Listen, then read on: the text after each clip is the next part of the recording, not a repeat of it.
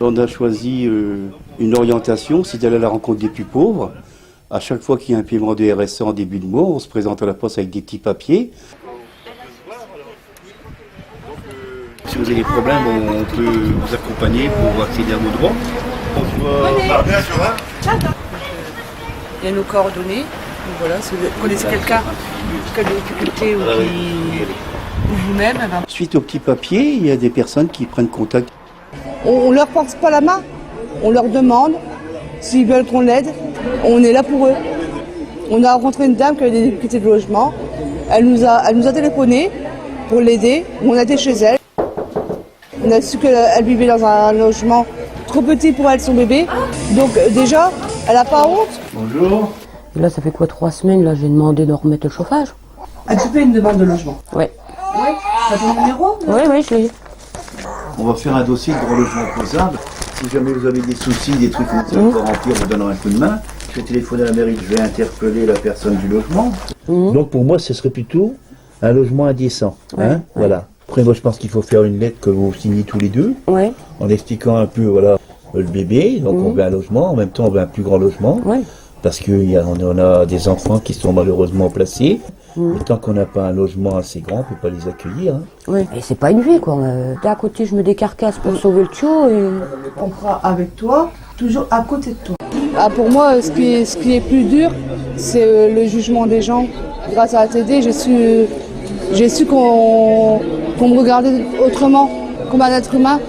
C'est ça qui m'a enrichi, à pouvoir aller vers les autres personnes, leur dire que c'est pas leur faute qui sont dans la pauvreté, qu'ils se relèvent la tête, qu'ils marchent droit. Il y a quelque temps, on m'a proposé d'aller à Paris, à ADE, la lutte contre les discriminations, pour que je parle de ma situation en disant et essayer de faire remonter que la pauvreté c'est une discrimination sociale. Parce qu'on dit qu'il ne faut pas être raciste, tout ça, mais on ne dit pas que la pauvreté c'est discriminant. J'ai fait 2 co-formations avec des professionnels. Moi j'ai appris d'eux et eux j'espère qu'ils ont compris ce qu'on leur a fait comprendre. Ayant expérience d'ancien syndicaliste et politique, aujourd'hui je fais de la politique de terrain. Donc quand on accompagne une famille, on a plusieurs du groupe, on écoute cette personne pour voir un peu les soucis qu'ils ont par rapport aux droits. On réfléchit ensemble. La grande question, c'est de faire avec les personnes, pas pour les personnes. Et après, on interpelle les élus, les référents sociaux, et il faut les interpeller pour qu'il y ait des réflexions par rapport à l'accès aux droits, par rapport au droit au logement opposable, parce qu'il y a une loi qui existe, mais qui a du mal à être appliquée. Bon, quand on a fait un dossier d'allo et qu'on sait que la famille est là logement, on est content. Je pense que, même y compris si on accompagne une famille et puis qu'on n'arrive pas à régler le problème, TD Carmonde, on reste toujours en contact avec la famille, on ne la laisse pas tomber. Dans le groupe local, on a une quinzaine de personnes. On essaie ensemble de défendre la dignité et l'accès aux droits, parce que c'est important de se battre pour les droits de tous. Il y a des personnes qui viennent jamais aux réunions parce qu'ils ont la vie difficile. Pour moi, ce qui est important, c'est quand les personnes ne sont pas venues à la réunion, c'est de leur porter le compte-rendu, le discuter avec eux, leur faire comprendre qu'ils font partie du groupe et prendre de leurs nouvelles. Tous les mois, on a une rencontre de préparation d'université populaire. On le fait dans une famille parce que c'est plus convivial. Ça permet de se battre pour l'accès aux droits et de permettre aux personnes les plus fragiles à apprendre à prendre la parole et à pouvoir s'exprimer.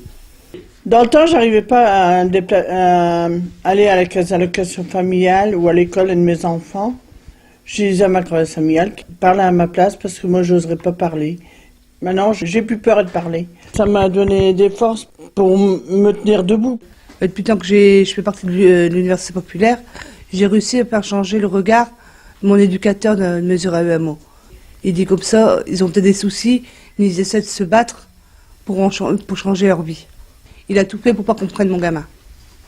On est en relation avec d'autres personnes, c'est ce qui nous fortifie en nous. On se rend compte qu'ensemble on est plus fort, qu'ensemble on peut faire bouger les choses. Et après on va à Lille où on exprime un peu notre réflexion. Quand on se rend compte de la force, de la puissance des témoignages et de la façon effectivement dont il reste debout, fort et fier, moi je dis bravo, je dis respect. Alors moi concrètement ATD fait partie de ma vie depuis plus de 20 ans maintenant. Depuis 2006, ATD Carmonde de Sambre-Avesnois est à l'initiative d'un collectif du refus de la misère. Il y a maintenant une quinzaine d'associations très diverses, aussi bien la CIMAD, le Secours catholique, ATTAC, qui se réunissent tous les 6 semaines environ. Je coordonne l'action de ce collectif. On a mené des actions aussi bien envers le logement que donner la parole aux plus exclus. Et en ce moment, précisément, on mène une action sur l'eau. Et du coup, on a écrit aux élus. L'ensemble des associations est signataire d'une lettre où on réclame un prix plus juste pour l'eau et une accessibilité de l'eau à tous. Mon mari, il n'est pas ancré dans ATD, mais il se bat aussi comme moi tous les jours. Le droit à la santé, le droit à la famille. On se bat tous les jours pour qu'on arrête de nous mettre des étiquettes dans le dos.